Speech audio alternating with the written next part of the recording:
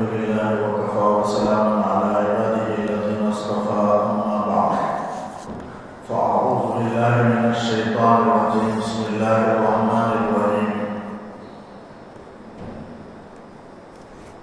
قل يا أهل الكتاب تعالوا إلى كلمة سواء بيننا وبينكم ألا نعبد إلا الله ولا نشرك به شيئا ولا يتخذ بعضنا بعضا أربابا من دون الله. سورہ آل عمران کے 7ویں رکوع کی آیت ہے جس میں اللہ تعالیٰ اہل کتاب کو توحید کی دعوت دے رہا ہے اور توحید کی طرف بلا رہا ہے. اہل کتاب سے مراد جن کو اللہ تعالیٰ نے کتاب عطا فرمائی، کتاب والے یعنی توریت والے، انجیل والے، قرآن والے. توریت والے یہودی ہیں کہ ان پر اللہ تعالیٰ نے توریت، حضرت موسیٰ علیہ السلام کے ماننے والے ہیں، ان پر اللہ نے توریت کتاب نازل فرمائی. اور عیسائی ہیں، انجیل اللہ نے حضرت عیسیٰ علیہ السلام پر نازل فرمائی تو وہ عیسائی کہلاتے ہیں، وہ اہل کتاب ہیں. تو یہاں مراد اصل عیسائیوں کے سلسلے میں گفتگو ہو رہی ہے. تو اب اہل کتاب سے چونکہ یہود بھی اہل کتاب ہیں اس لیے وہ بھی داخل ہیں. تو یہاں یہود نصارہ داخل ہیں اور مسلمانوں میں جو کفر و شرک کرنے والے ہیں وہ بھی اس میں داخل ہیں. چونکہ قرآن کتاب ہے اور ہم پر اللہ نے نازل فرمائی ہمارے رسول صلی اللہ علیہ وسلم پر، تو ہم بھی اہل کتاب میں لغوی اعتبار سے داخل ہو سکتے ہیں. ورنہ مطلب جب بھی اہل کتاب بولیں گے یہودی اور نصارہ مراد ہے، نصرانی مراد ہے، عیسائی مراد ہے. لیکن چونکہ ہم بھی قرآن والے ہیں، کتاب والے ہیں، لہذا ہم بھی اس حکم کے اندر داخل ہیں جو اللہ تعالیٰ دعوت دے رہا ہے اور نبی کو دعوت دینے کا حکم دے رہا ہے ایک بلند کلمے کی طرف. فرمایا قل، اے نبی کہہ دیجئے. اللہ تعالیٰ نبی کریم صلی اللہ علیہ وسلم سے فرماتا ہے کہ کہہ دیجئے کہ یا اہل الکتاب، اے اہل کتاب، اے یہودیوں، اے نصرانیوں، تعالوا الی کلمۃ، آؤ ایک ایسے کلمے کی طرف، سواء بیننا و بینکم، جو ہمارے اور تمہارے درمیان برابر ہے. اب یہاں کلمہ سے مراد جو عربی گرامر کا جو کلمہ ہے وہ کلمہ مراد نہیں ہے. جو ایک حرف بھی ہو اسے کلمہ کہا جاتا ہے، وہ مراد نہیں، بلکہ کلمہ سے مراد ایک بات، ایک چیز.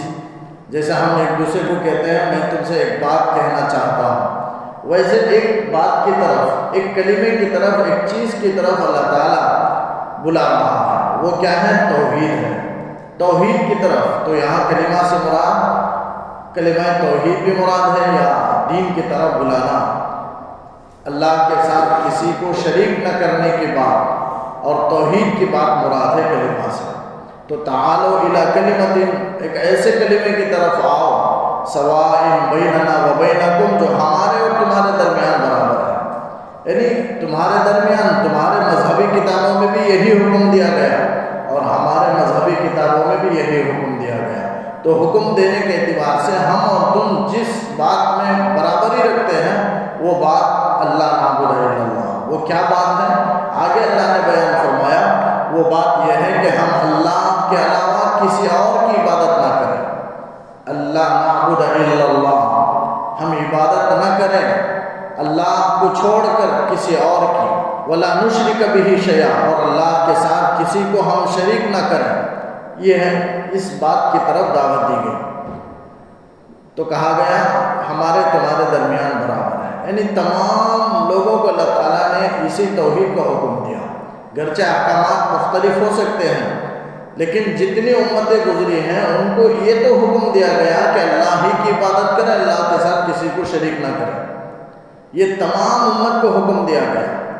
لا الہ الا اللہ کے معنی یہی ہیں کہ اللہ کے علاوہ کوئی معبود حقیقی نہیں. پھر اس کے بعد موسیٰ کلیم اللہ، حضرت موسیٰ علیہ السلام، ان کی امت کا کلمہ یہی تھا، لا الہ الا اللہ موسیٰ کلیم اللہ، اور لا الہ الا اللہ عیسیٰ روح اللہ، لا الہ الا اللہ محمد رسول اللہ. لا الہ الا اللہ ابراہیم خلیل اللہ، یہ ان کا حضرت ابراہیم علیہ السلام کے امت کا کلمہ تھا، لا الہ الا اللہ ابراہیم خلیل اللہ۔ تو بہرحال حکم ایک تھا، وہ ایک حکم یہ ہے کہ اللہ ہی کی عبادت کریں، اللہ کے سوا کسی کی عبادت نہ کریں اور اللہ کے ساتھ کسی کو شریک نہ کریں۔ یہ تمام امتوں کو اللہ کی طرف سے حکم تھا۔ تو اس کلمے میں سب برابر ہیں، پوری امت برابر ہے، یہودی نصرانی، ان کی کتابوں میں وہی موجود ہے کہ اللہ کے ساتھ شریک نہ کریں۔ ہماری کتابوں میں یہی حکم ہے کہ اللہ ہی کی عبادت کرے، اس کے ساتھ شریک نہ کریں۔ تو اس حکم میں، اس کلمے میں، اس بات اور اس چیز میں دونوں برابر ہیں۔ لہذا ایسی بات کی طرف آؤ جو ہمارے تمہارے درمیان برابر ہے۔ وہ بات کیا ہے؟ اللہ نعبد الا اللہ، کہ ہم اللہ کی ہی عبادت کریں، اللہ کے سوا کسی اور کی عبادت نہ کریں۔ ولا نشرک بہ شیئا، اللہ کے ساتھ کسی کو شریک نہ ٹھہرائیں۔ ولا یتخذ بعضنا، اس لیے کہ یہودی وہ حضرت عزیر علیہ السلام کو اللہ کا بیٹا قرار دیتے ہیں، اور عیسائی حضرت عیسی مسیح کو اللہ کا بیٹا قرار دیتے ہیں۔ تو یہ سب اللہ کے ساتھ شریک ہوا، شرک ٹھہرانا ہوا۔ اور مشرکین عرب فرشتوں کو اللہ کی بیٹیاں قرار دیتے تھے، اور آج بھی مشرکین کتنے اللہ کے ساتھ شریک ٹھہراتے ہیں، بتوں کو، کتنی جن کی بھی عبادت کی جائے اور جن کو بھی معبود سمجھا جائے، وہ سب اللہ کے ساتھ شریک ہیں، لوگوں نے شریک بنا لیا ہے۔ اسی کو اللہ تعالیٰ حکم دے رہا ہے کہ اللہ کے ساتھ کسی کو شریک نہ کریں۔ اللہ تعالیٰ اسے برداشت نہیں کرتا۔ وَلَا يَتَّخِذَ بَعْضُنَا بَعْضًا أَرْبَابًا مِّن دُونِ اللَّهِ، اور نہ اپنائے ہم میں سے کوئی کسی کو، یعنی انسانوں ہی میں سے بعض انسان ہی کو رب نہ بنائے، أَرْبَابًا مِّن دُونِ اللَّهِ، رب نہ بنائے، رب کی جمع ارباب ہے، رب نہ ٹھہرائیں مِن دُونِ اللَّهِ، اللہ کو چھوڑ کر، یعنی اللہ ہی کو رب مانے، اللہ کو چھوڑ کر ہم میں سے کسی کو رب نہ قرار دے۔ جیسے ہندو حضرات کوئی ان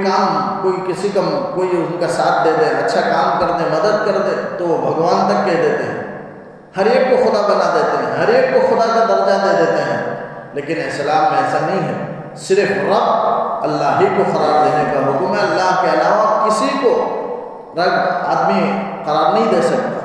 تو اسی کا حکم ہے کہ رب قرار نہ دے۔ یہودی وہ اپنے علماء کو رب قرار دیتے ہیں، عیسائی اپنے علماء کو، اپنے فقہا کو، اپنے مشائخ کو، جسے احبار اور رہبان کہتے ہیں، احبار یہودی علماء کو، یہودیوں کے جو علماء ہیں، ان کے جو فقہا ہیں، ان کے جو مشائخ ہیں، ان کے جو بڑے اللہ والے ہیں، ان کو احبار کہتے ہیں، اور عیسائیوں میں جو بڑے علماء ہیں، ان کے وہ فقہا، مشائخ، اللہ والے، ان کو رہبان کہتے ہیں۔ جیسے اللہ نے دوسری آیت میں فرمایا اتخذوا من دون اللہ اتخذوا احبارهم ورهبانهم اربابا من دون اللہ، اللہ کو چھوڑ کر تم نے احبار کو، رہبان کو تم نے رب بنا دیا، یعنی اپنے ہی علماء کو، مشائخ کو تم نے رب کا درجہ دے دیا۔ اب یہ آیت نازل ہوئی تو ایک صحابی حضور سے پوچھنے لگے، جو ایک مشہور سخی تھے جن کا نام حاتم طائی ہے، ان کے بیٹے عدی ابن حاتم رضی اللہ عنہ صحابی ہیں، آپ صلی اللہ علیہ وسلم پر ایمان قبول اسلام لائے، پہلے عیسائی تھے وہ، جو ہم حاتم طائی سنتے ہیں، جو بڑے سخی تھے، ان کے بیٹے عدی تھے، وہ رسول اللہ صلی اللہ علیہ وسلم پر اسلام قبول کیے، وہ پہلے عیسائی تھے، بعد میں اسلام قبول کیے۔ یہ آیت جب انہوں نے سنا تو کہنے لگے اللہ کے رسول، ہم میں سے کوئی کسی کو رب کیسے قرار دیتا ہے؟ یہ بات سمجھ میں نہیں آئی۔ وَلَا يَتَّخِذَ بَعْضُنَا بَعْضًا أَرْبَابًا مِّن دُونِ اللَّهِ، ہم میں سے کوئی کسی کو رب قرار نہیں دیتا ہے آپس میں ایک دوسرے کو۔ تو اللہ کے رسول صلی اللہ علیہ وسلم نے فرمایا، تم اپنے علماء کی بات کو مانتے ہو یا نہیں؟ تمہارے علماء جو عیسائی علماء ہیں، وہ حلال کو حرام کر دیتے ہیں، حرام کو حلال قرار دیتے ہیں، اور تم اسے مان لیتے ہو، حالانکہ یہ اختیار اللہ ہی کو ہے، اللہ کے علاوہ کسی اور کو نہیں۔ کوئی آدمی حلال کو حرام نہیں کر سکتا، حرام کو حلال نہیں کر سکتا، یہ اللہ تعالیٰ کا اختیار ہے، اللہ کا حکم ہے۔ اللہ تعالیٰ جیسے چاہے حکم دے سکتا ہے، وہ تبدیلی لا سکتا ہے، انسان تبدیل نہیں کر سکتا۔ لیکن یہودی علماء حرام کو حلال قرار دے دیتے تھے، تو اللہ کے رسول صلی اللہ علیہ وسلم نے فرمایا تم ان کی بات کو مانتے ہو یا نہیں؟ ان کے حلال کردہ چیزوں کو مانتے ہوئے نہیں؟ تو وہ کہنے لگا عدی بن حاتم ہاں مانتے ہیں۔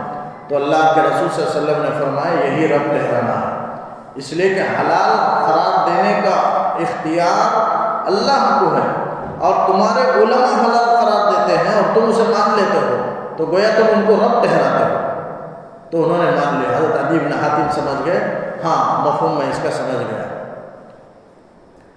لہذا آپس میں ایک دوسرے کو رب نہیں ٹھہرانا چاہیے۔ یہ یہودی اپنے علماء احبار کو اور عیسائی اپنے علماء رہبان کو، راہب کی جمع رہبان ہے، اسے رب قرار دیتے تھے، اپنا بڑا سمجھ لیتے تھے۔ اس آیت میں توحید کی طرف دعوت دی گئی ہے۔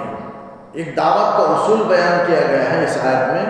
دعوت کا اصول یہ ہے کہ جسے دعوت دی جا رہی ہے وہ اگر مخالف العقیدہ ہے، یعنی کوئی دعوت دینے جا رہا ہے، اس کا عقیدہ الگ ہے، جسے دعوت دیا جا رہا ہے اس کا عقیدہ الگ ہے، تو ایسی چیز کی دعوت دینا ہے جو دونوں میں مشترک ہو۔ جیسے یہاں ہے توحید کی دعوت، توحید کی دعوت دونوں مشترک ہے، یہودی، عیسائی، مسلمان، سب کے لیے یہ توحید کی تعلیم ہے۔ تو آپ صلی اللہ علیہ وسلم قرآن میں ایسی چیز کی طرف دعوت دی گئی جو دونوں، جس پر دونوں متفق ہیں، مخالف بھی متفق ہیں اور دعوت دینے والا بھی متفق ہے، تو ایسی چیز کی طرف دعوت دینا چاہیے۔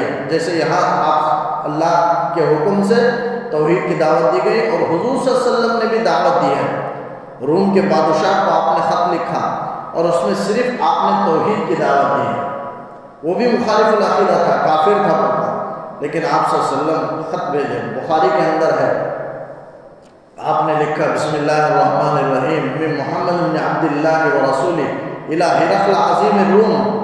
پھر آپ نے لکھا سلام علی من اتبع الہدی۔ پھر آپ نے لکھا اما بعد انی ادعوکم بدعایت الاسلام۔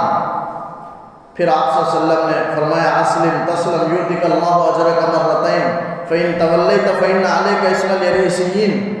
پھر آپ نے یہ آیت لکھی قل یا اہل الکتاب تعالوا الی کلمۃ سواء بیننا وبینکم الا نعبد الا اللہ ولا نشرک بہ شیئا ولا یتخذ بعضنا بعضا اربابا من دون اللہ۔ یہاں تک خط ہے، روم کے بادشاہ کو آپ صلی اللہ علیہ وسلم نے لکھی۔ بخاری کے اندر ایک خط موجود ہے، حدیث میں ہے، حدیث درمیان حدیث میں ایک خط موجود ہے جو ہرقل بادشاہ کو آپ صلی اللہ علیہ وسلم نے دعوت دی۔ فرمایا اسلام لا لے سلامتی پالے گا، اگر تو اسلام نہیں لائے گا سب لوگوں کا گناہ تجھ پر ہوگا، اس لیے کہ تو بادشاہ ہے، اور اگر تو ایمان لا لیا تو دوہرا اجر ملے گا۔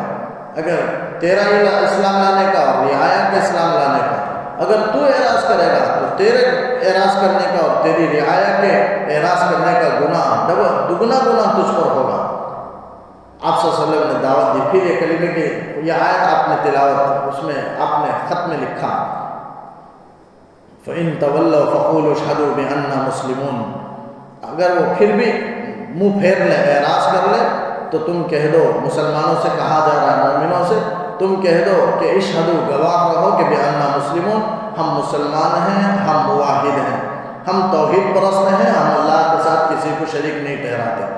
اس کے اندر ایک اصول بیان کیا گیا کہ کوئی کسی کو سمجھا رہا ہو، دین کی دعوت دے رہا ہو، لیکن حق واضح ہونے کے باوجود بھی کوئی آگے ماننے کو تیار نہیں ہے، تو اس سے بحث کو ختم کر دینا چاہیے۔ آگے مزید بحث میں نہیں پڑنا چاہیے، بلکہ اپنا مسلک ظاہر کر کے بات کو ختم کر دینا چاہیے۔ اسی کو فرمایا کہ اگر وہ اعراض کریں تو تم کہہ دو کہ تم گواہ رہو کہ ہم مسلمان ہیں، بس یہاں تک اپنا مسلک ظاہر کر کے بات کو ختم کر دینا چاہیے۔ یہ اصول، یہ طریقہ قرآن نے بیان کیا، جس پر حق واضح ہونے کے بعد اگر وہ ایمان نہیں لاتا ہے اور حق کو ماننے کے لیے تیار نہیں ہے تو اس سے بحث میں آگے نہیں بڑھنا چاہیے، وہاں تک روک دینا چاہیے۔ پھر فرمایا یا اہل الکتاب لم تحاجون فی ابراہیم وما انزلت التوراۃ والانجیل الا من بعد فلا تعقلون۔ آپ صلی اللہ علیہ وسلم کے پاس نجران کے عیسائی آئے، 60 عیسائی، ایک بڑی جماعت وفد آئے، اور آپ صلی اللہ علیہ وسلم سے بحث ہو رہی تھی۔ تو یہودی جو مدینے کے اطراف میں آباد تھے، وہ بھی جب عیسائی علماء آتے تو یہودی بھی آ کر اطراف سے گھیر لیتے اور چپ ایسے کھڑے رہتے اس مجلس میں، دیکھتے کیا بحث ہوتی ہے، کیا مباحثہ ہوتا ہے آپ صلی اللہ علیہ وسلم کے اور عیسائی علماء کے درمیان۔ تو 60 نجران کے عیسائی علماء آئے، یہود بھی آ گئے۔ اس موقع پر یہودیوں اور عیسائیوں میں ایک بات میں اختلاف ہو گیا۔ کبھی کبھی بات چونکہ وہ جمع ہوتے اور آپس میں دونوں کبھی گفتگو بھی کر لیتے اور آپس میں اختلاف بھی پیدا ہو جاتا۔ تو اس ایک موقع پر آپس میں اختلاف ہو گیا یہودی اور عیسائی کے درمیان ایک بات میں۔ وہ بات یہ ہے کہ حضرت ابراہیم علیہ السلام کون تھے؟ تو یہودیوں نے کہا کہ یہودی تھے، ہمارے دین پر تھے اور ہم ان کے چاہنے والے ہیں، ہم ان کے پیروکار ہیں۔ یعنی حضرت ابراہیم علیہ السلام کی شخصیت اتنی پاکیزہ مقدس شخصیت تھی کہ ہر مذہب والا آپ کا احترام کرتا اور آپ کے ذریعے سے اپنی عزت اور بڑائی کو جتاتا تھا آپ کا نام لے کر۔ تو حضرت یہودی بھی مانتے، عیسائی بھی مانتے، اور عیسائی کہنے لگے کہ نہیں، حضرت ابراہیم علیہ السلام عیسائی تھے اور ہمارے دین پر تھے۔ وہ اپنے اپنے گمان کے مطابق سمجھ رہے تھے، اور مشرکین کہہ رہے تھے کہ نہیں حضرت ابراہیم علیہ السلام مشرک تھے اور مشرکین میں سے ہمارے دین پر تھے۔ تو ہر ایک اس طرح کہنے لگا۔ تو پھر اللہ نے آیت نازل فرمائی کہ یا اہل الکتاب، اے اہل کتاب، عیسائیوں یہودیوں، لم تحاجون فی ابراہیم، ابراہیم علیہ السلام کے بارے میں تم کیوں جھگڑتے ہو؟ وما انزلت التوراۃ والانجیل، حالانکہ قرآن یہ توریت اور انجیل نازل نہیں کی گئی ہے الا من بعد، مگر ابراہیم علیہ السلام کے بعد۔ یعنی ابراہیم علیہ السلام کے بعد توریت و انجیل نازل ہوا، اور توریت کے ماننے والے یہودی کہلائے اور انجیل کے ماننے والے عیسائی کہلائے۔ یعنی اللہ تعالیٰ یہاں ایک بات بتانا چاہتا ہے کہ ابراہیم علیہ السلام یہودی اور عیسائی کیسے ہو سکتے ہیں؟ ابراہیم علیہ السلام تو پہلے زمانے کے ہیں، اور یہ یہودیت اور نصرانیت بعد کی پیداوار ہے، بعد میں وجود میں آئی ہے، ہزاروں سال بعد۔ حضرت ابراہیم علیہ السلام کے 1000 سال کے بعد حضرت موسیٰ علیہ السلام تشریف لائے اور ان کے ماننے والے یہودی کہلائے، اور حضرت ابراہیم علیہ السلام کے 2800 سال کے بعد ایک روایت کے مطابق 2975 سال کے بعد، یعنی تقریباً 3000 سال، 25 سال کم، 3000 سال کے بعد حضرت عیسیٰ علیہ السلام تشریف لائے اور عیسائی اس کے بعد وجود میں آیا۔ تو یہ حضرت ابراہیم علیہ السلام کیسے یہودی ہو سکتے ہیں جبکہ یہودیت اس وقت موجود ہی نہیں تھی، وہ مذہب موجود ہی نہیں تھا، اور عیسائیت اس وقت موجود ہی نہیں تھا وہ مذہب۔ تو پھر حضرت ابراہیم کیسے ہو سکتے ہیں؟ افلا تعقلون، اللہ تعالیٰ پوچھتا ہے کیا تم اتنا عقل سے اتنی بات نہیں سمجھتے ہو کہ تم اپنی ہی زبان سے جھوٹ باطل بات کہہ رہے ہو؟ یہ ماننے کی بات نہیں ہے، اس لیے کہ ابراہیم علیہ السلام پہلے کے ہیں اور یہودیت اور نصرانیت بعد کے ہیں۔ تو حضرت ابراہیم کیسے یہودی ہو سکتے ہیں، کیسے عیسائی ہو سکتے ہیں؟ کیا تم اتنی بات کو نہیں سمجھتے؟ افلا تعقلون، اللہ تعالیٰ سوال کر رہا ہے کیا تم اتنی بات نہیں سمجھتے، اپنی بات کے باطل ہونے کا احساس تم نہیں رکھتے؟ ہاں انتم ہؤلاء حاججتم فیما لکم بہ علم فلم تحاجون فیما لیس لکم بہ علم۔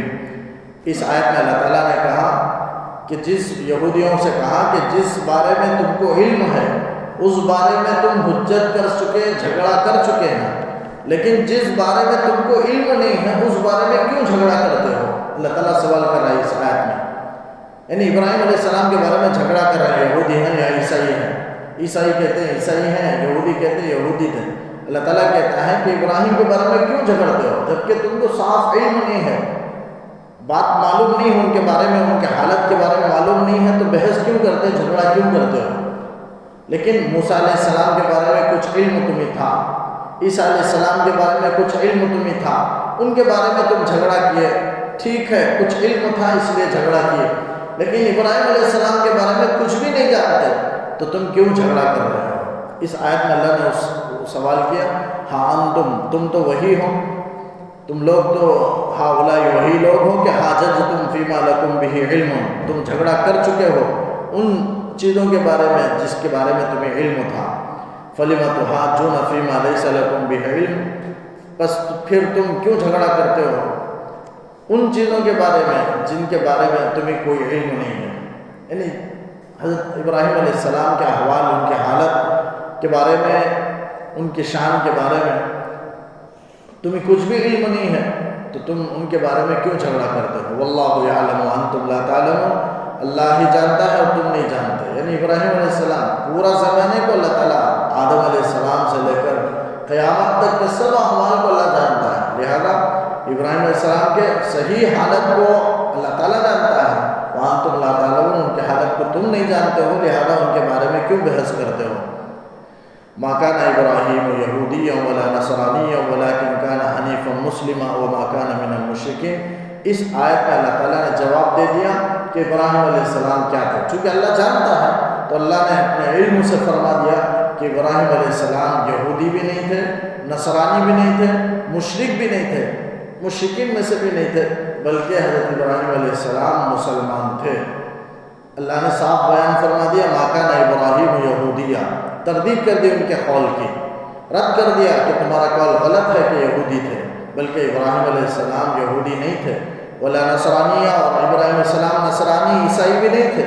ولیکن کان حنیفا مسلما، لیکن وہ حنیف تھے، مسلمان تھے. حنیف کہتے ہیں تمام باطل دین سے، باطل مذہبوں سے ہٹ کر صحیح دین کی طرف آنا، صحیح دین کی طرف مائل ہونا، اسے حنیف کہتے ہیں. تو آپ تمام ادیان باطلہ سے ہٹ گئے اور ایک خدا کی طرف، توحید کی طرف آپ آ گئے، قائل ہو گئے. جیسے اس سے 6 پارے میں حضرت ابراہیم علیہ السلام کے بارے میں آتا ہے کہ وہ خدا کو پہچاننے کی انہوں نے کوشش کی. چنانچہ سورج کو دیکھا، چاند کو دیکھا، ستارے کو دیکھا، خدا سمجھا. غروب ہو گیا تو سمجھے کہ غروب ہونے والا خدا نہیں ہو سکتا. پھر چاند کو دیکھے، یہی سمجھے. پھر غروب ہوا، فلما رأى القمر بازغا، قرآن کی آیت ہے تفصیل کے ساتھ. پھر اس کے فلما رأى الشمس ہے، جب سورج کو دیکھے، بڑا سورج طلوع ہوا تو پھر کہنے لگے یہ میرا خدا ہے. پھر جب شام کو غروب ہو گیا تو کہنے لگے کہ خدا نہیں ہو سکتا، جو غروب ہو گیا وہ خدا نہیں ہو سکتا، خدا کو فنا نہیں ہے، لہذا یہ سورج فنا ہو گیا، غروب ہو گیا، خدا نہیں ہو سکتا. پھر اس کے بعد اللہ تعالیٰ کی طرف وہ قائل ہو گئے. اللہ کا علم، توحید کا علم ان کو حاصل ہو گیا. اللہ تعالیٰ نے ان کا، چونکہ وہ پیغمبر تھے، نبی تھے، اللہ نے ان کا عطا کر دیا. جیسے اسے ہم دعائے توجہ میں پڑھتے ہیں نماز میں، حضرت ابراہیم علیہ السلام کا ہی قول ہے وہ، انی وجہت وجہی للذی فطر السماوات. میں اپنا رخ کر لیا. اب تک میرا رخ کوكب کی طرف، چاند کی طرف، ستارے کی طرف، سورج کی طرف تھا، لیکن اب سب سے ہٹ کر میں کسی کو خدا نہیں مانتا. سب سے ہٹ کر میرا رخ اس ذات کی طرف ہو گیا جس ذات نے آسمان اور زمین کو پیدا کیا. فرمایا انی وجہت وجہی للذی، میرا رخ، میری توجہ اسی ذات کی طرف ہو گیا، فطر السماوات والارض حنیفا، جس نے آسمان اور زمین کو پیدا کیا. وما انا من المشرکین، اور میں مشرکین میں سے نہیں ہوں. یہ حضرت ابراہیم علیہ السلام نے فرمایا تھا. یہ اس کو دعائے توجہ کہتے ہیں. اس کو ہم نماز میں نیت باندھنے سے پہلے پڑھتے ہیں، اور پڑھنے کا حکم ہے، مستحب ہے. دعائے توجہ پڑھیں، پھر اس کے بعد نیت باندھیں، پھر تکبیر تحریمہ کہیں. بہرحال اسے دعائے توجہ کہتے ہیں. نماز کے نیت سے پہلے اسے پڑھا جاتا ہے. تو فرمایا ولیکن کان حنیفا مسلما، وہ حضرت ابراہیم علیہ السلام حنیف تھے، یعنی سیدھے راستے پر تھے، صحیح مذہب پر قائم تھے، صحیح مذہب کی طرف مائل ہو گئے، مسلمان تھے. وما کان من المشرکین، اور مشرکین میں سے نہیں تھے. یعنی صاف کر دیا اللہ نے کہ وہ شرک کرنے والوں میں نہیں تھے. حضرت ابراہیم علیہ السلام مشرکوں میں ان کا شمار نہیں، اور اللہ کے ساتھ انہوں نے شرک نہیں ٹھہرایا. ان اول الناس بابراہیم الذین اتبعوه وهذا النبی والذین آمنوا. اس آیت میں اللہ تعالیٰ نے یہ فرمایا کہ ابراہیم علیہ السلام کے نام لینے کے حقدار، ان کے قریب ہونے کے دعوے دار وہی لوگ ہو سکتے ہیں جو ابراہیم علیہ السلام کی اتباع کیے ہیں. ابراہیم علیہ السلام کے زمانے میں ان کی جو اتباع کیے وہی لوگ ان کے نام لینے کے حقدار ہیں. ایسے ہی نام لے کر اپنی بڑائی، اپنی عزت جتانا یہ حق نہیں رکھتے، اس کا کوئی حق نہیں ہے. حقدار وہی ہیں ابراہیم علیہ السلام کے نام لینے کے، اور ان کے قربت کے دعوے دار وہی لوگ ہو سکتے ہیں جو ابراہیم علیہ السلام کے دین کے متبع ہوں. ابراہیم علیہ السلام کے متبع ہوں ان کے زمانے میں، آیا ابراہیم علیہ السلام کے دین کے پیروکار ہیں. دین کے پیروکار کون ہیں؟ آپ صلی اللہ علیہ وسلم ہیں، اور آپ صلی اللہ علیہ وسلم کی امت ہے. یہ دین اسلام دین ابراہیمی ہے.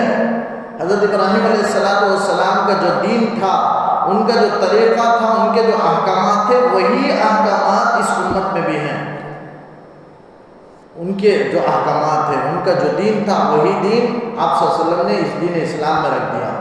حضرت ابراہیم علیہ السلام کے جو احکامات تھے، وہی احکامات اس دین اسلام کے اندر، اکثر احکامات دین اسلام کے اندر رکھے گئے ہیں. اسی لیے اللہ تعالیٰ نے نبی کو فرمایا فَاتَّبِعُوا مِلَّةَ إِبْرَاهِيمَ حَنِيفًا. حضرت ابراہیم علیہ السلام کے ملت کی، ان کے دین کی تم اتباع کرو. لہذا اللہ نے حکم دیا آپ صلی اللہ علیہ وسلم حضرت ابراہیم کے جتنے احکامات تھے ان کی شریعت کے، وہ سب احکامات اس شریعت کے اندر موجود ہیں.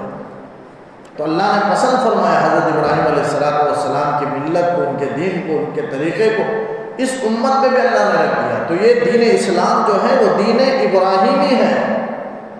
فرمایا ان اول الناس بابراہیم، لوگوں میں زیادہ قریب ابراہیم علیہ السلام کے للذین، وہ لوگ ہیں اتبعوہ، جو حضرت ابراہیم علیہ السلام کی اتباع کی، ان پر ایمان لائے، ان کی باتوں کو مانا، ان کی شریعت پر عمل کیے، وہی لوگ ابراہیم علیہ السلام کے زیادہ قریب ہیں لوگوں میں. وَهَذَا النَّبِيُّ، اور یہ نبی بھی قریب ہے. یہ نبی سے مراد محمد رسول اللہ صلی اللہ علیہ وسلم ہیں. وَالَّذِينَ آمَنُوا، اور جو نبی پر ایمان لائے، یعنی آپ صلی اللہ علیہ وسلم کی امت. تو حضرت ابراہیم کے قریب، ان کے زمانے میں جو ان کی اتباع کرنے والے ہیں وہ ابراہیم علیہ السلام کے قریب ہیں، اور محمد صلی اللہ علیہ وسلم ابراہیم کے قریب ہیں. اور آپ صلی اللہ علیہ وسلم کی امت چونکہ وہ بھی دین ابراہیمی پر قائم ہے، دین ابراہیمی پر عمل کرتے ہیں، لہذا آپ کی امت بھی ابراہیم علیہ السلام کے لوگوں میں قریب ہیں. اب وہ دعویٰ کر سکتے ہیں کہ ہم حضرت ابراہیم علیہ السلام کے دین پر ہیں، ہم ابراہیم علیہ السلام کے چاہنے والے ہیں، ہم ان سے محبت رکھنے والے، ان کے دین پر ہم ہیں، ہم کہہ سکتے ہیں. لیکن یہود و نصارہ حضرت ابراہیم کا نام لے کر کے، ان کے نام کے ذریعے سے اپنی عزت اور بڑائی کو جتا نہیں سکتے. یہ حق، یہ اس کے حقدار نہیں ہیں، اس لیے کہ یہ تو مشرک ہیں پورے. یہودی بھی مشرک ہیں، عیسائی بھی مشرک ہیں، مشرکین تو ہیں ہی، اور حضرت ابراہیم مشرک نہیں تھے، لہذا نام لینے کے حقدار نہیں ہیں. نام لینے کے حقدار تو صرف مسلمان ہیں، اور محمد صلی اللہ علیہ وسلم ہیں، اور ابراہیم علیہ السلام کے پیروکار ہیں. یہ والذین آمنوا، آپ صلی اللہ علیہ وسلم کی امت بھی ابراہیم علیہ السلام کے قریب. کیوں فرمایا؟ اس لیے فرمایا کہ حضرت ابراہیم علیہ السلام کی شریعت میں جو احکامات ہیں وہی احکامات اس امت میں بھی ہیں. جیسے پہلے پارے میں ایک آیت ہے وَإِذِ ابْتَلَىٰ إِبْرَاهِيمَ رَبُّهُ بِكَلِمَاتٍ، اللہ تعالیٰ نے چند کلمات کا حضرت ابراہیم کو حکم دے کر آزمایا. اب وہ کلمات سے مراد کیا ہیں؟ بعض مفسرین نے 7 باتیں بیان کی، بعض نے 30 باتیں، بعض نے 10 باتیں بیان کی. وہ 10 باتیں کیا ہیں؟ یہ سب طہارت سے تعلق رکھتے ہیں، ان کی شریعت میں تھے، ابراہیم علیہ السلام کی شریعت میں. وہی 10 احکامات ہماری شریعت کے اندر بھی ہیں.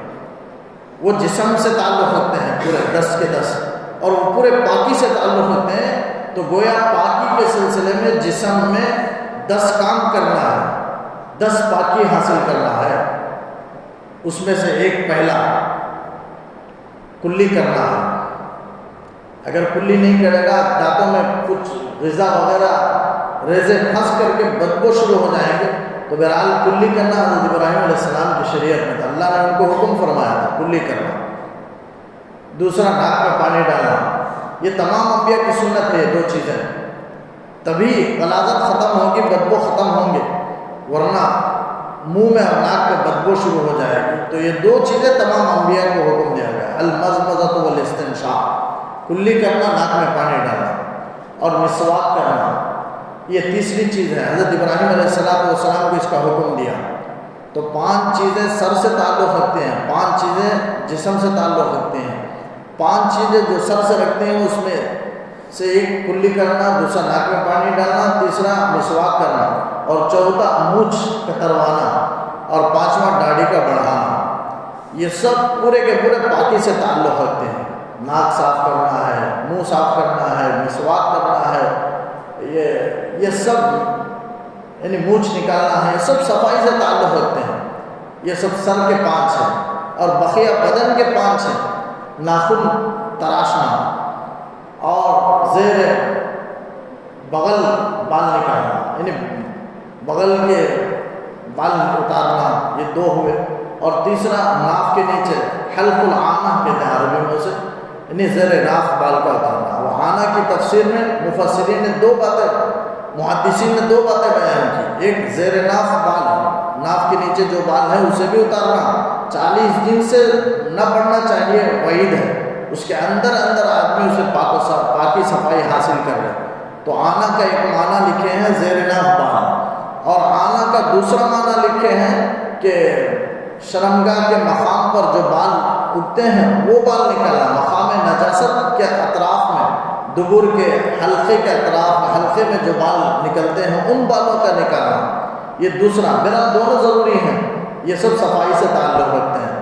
تو یہ حلق العانہ یہ تیسری چیز ہے، اور چوتھی چیز ختنہ کرانا، اور پانچویں چیز ہے استنجا کرنا، یعنی پیشاب کرنے کے بعد خوب پانی سے صفائی حاصل کرنا۔ جیسے پورے خطرات نکل جائیں، کبھی کو بعض لوگوں کو اٹھنے کے بعد، بعض لوگوں کو کھکارنے کے ذریعے سے، بعض لوگوں کو ادھر ادھر ہونے کے ذریعے سے پیشاب کے خطرات نکلتے رہتے ہیں، کہ جیسے نکلے اس طریقے سے پورے پیشاب کے خطرات کو باہر نکالنا اور پانی سے خوب پاکی مکمل صفائی حاصل کرنا، اسے استنجا کہتے ہیں، یہ ضروری۔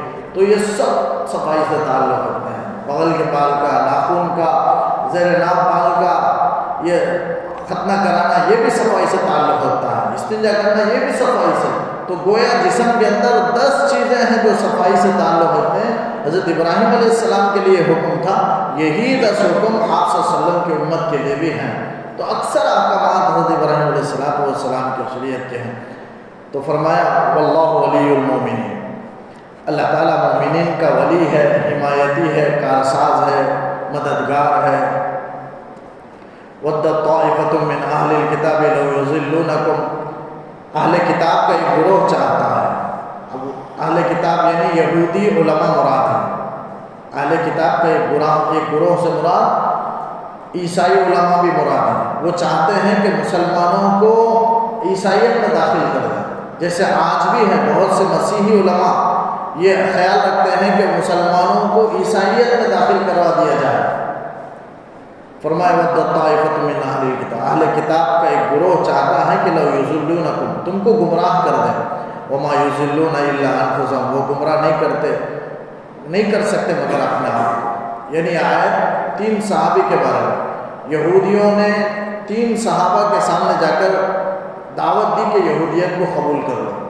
حضرت عمار ہیں، حضرت معاذ ہیں، حضرت حذیفہ ہیں، یہ تینوں کے پاس یہودی آیا، آ کر کہنے لگے کہ تم دین اسلام قبول کرو۔ یہ تو صحابی تھے اور کیسے قبول کر سکتے ہیں؟ صحابی حضور صلی اللہ علیہ وسلم کے تربیت یافتہ ہیں اور مضبوط ایمان، کامل الایمان، ایسا ایمان جن کا ایمان معیار ہے اور نمونہ ہے پوری امت کے لیے، وہ کیسے ایمان چھوڑ سکتے ہیں؟ لیکن ان کے پاس آ کر وہ اتنی بات بھی وہ نہیں سمجھتے۔ قرآن نے کہا وما یشعرون، یعنی وہ سمجھتے ہی نہیں کہ صحابہ ایمان کو نہیں چھوڑ سکتے، اور بات ان سے کہہ کر بیکار ہے یہ بھی نہیں سمجھتے، پھر بھی جا کر یہودی علماء اور عیسائی جا کر مسلمانوں کو یہودیت کی اور عیسائیت کی دعوت دیتے ہیں، صحابہ کو۔ اسی کو اللہ تعالیٰ نے کہا وہ گمراہ کرنا چاہتے ہیں، لو یضلونکم، تم کو گمراہ کرنا چاہتے ہیں، وما یضلون، وہ گمراہ نہیں کر سکتے، وہ تو حضور صلی اللہ علیہ وسلم کے صحبت یافتہ ہیں، وہ ایمان سے نہیں پھر سکتے، الا انفسہم، وہ گمراہ نہیں کر سکتے مگر اپنے آپ کو۔ یعنی وہ دعوت دے کر صرف اپنے آپ کو وہ گمراہ کر رہے ہیں، سامنے صحابہ کو گمراہ نہیں کر سکتے، خود اپنے آپ کو وہ گمراہ کر رہے ہیں۔ کیوں؟ اس لیے کہ یہ گمراہی کی طرف دعوت دینے والا گویا وہ بھی گمراہی کے گھڑے میں جانے والا ہے اور اپنے آپ کو اللہ کے عذاب کا مستحق بنا رہا ہے، اس اعتبار سے وہ اپنے آپ کو گمراہ کر رہے ہیں۔ وما یشعرون، اور وہ اتنی بات سمجھتے بھی نہیں کہ صحابہ ایمان کو نہیں چھوڑ سکتے، وہ تو مضبوط ایمان والے ہیں۔ یا اہل الکتاب، اے اہل کتاب، 2 آیت کہہ کر اپنی بات ختم کرتا ہوں۔ یا اہل الکتاب لم تکفرون بآیات اللہ، اے اہل کتاب، آخر میں اللہ تعالیٰ اہل کتاب سے سوال کر رہا ہے، گویا توحید کی طرف بلا رہا ہے اور حق بات کو نہ چھپانے کی اللہ تاکید کر رہا ہے۔ فرمایا اے اہل کتاب لم تکفرون بآیات اللہ، اللہ کے آیات کے ساتھ تم کیوں کفر کرتے ہو؟ یہاں اللہ کے آیات سے مراد یا تو قرآن مجید ہے، قرآن مجید کو کیوں نہیں مانتے؟ ایک، یا اللہ کے آیات سے مراد توریت کے اندر جو آیتیں حضور صلی اللہ علیہ وسلم کی شان میں اتاری گئی ہیں کہ ایک نبی آنے والے ہیں جن کا نام ایک آپ صلی اللہ علیہ وسلم کی پیشن گوئی بھی آنے کی بتا دی گئی توریت میں، اور آپ کے اوصاف کو بھی بیان کر دیے گئے، وہ آیت مراد ہے۔ تو وہ آیت تو آپ جو توریت میں ہیں ان کا تم کیوں انکار کرتے ہو، یا قرآن مجید کا انکار کیوں کرتے ہو؟ وانتم تشہدون، حال ہے کہ تم جان کر تم گواہ بھی ہو، یعنی دل میں تم گواہی بھی دے رہے ہو کہ بالکل حق ہے، سچا ہے، آپ سے سچے ہیں اور قرآن سچی کتاب ہے، اس کے باوجود تم کیوں انکار کرتے ہو؟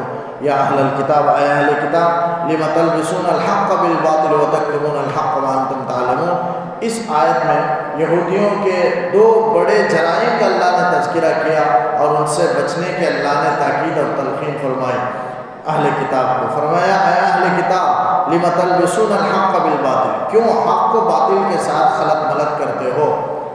یعنی حق کو باطل کے ساتھ کیوں؟ حق سے مراد کیا ہے؟ قرآن میں جو اللہ نے جو باتیں اللہ کی طرف سے اتاری گئی ہیں وہ مراد ہے حق سے، اور باطل سے کیا مراد ہے؟ جو اپنی طرف سے جو بات گھڑ رہے ہیں، جیسے مثال کے طور پر عیسیٰ علیہ السلام کا بغیر باپ کے پیدا ہونا، یہ انجیل میں ہے، یہ حق ہے، لیکن اس کے ساتھ انہوں نے خدا کا بیٹا کر کے بازو انہوں نے لکھ لیا اور خدائی میں شریک ٹھہرا لیا، یہ خدا کی خدائی شریک ہیں کر کے انہوں نے تحریف کر لیا انجیل کے اندر، تو یہ باطل ہے۔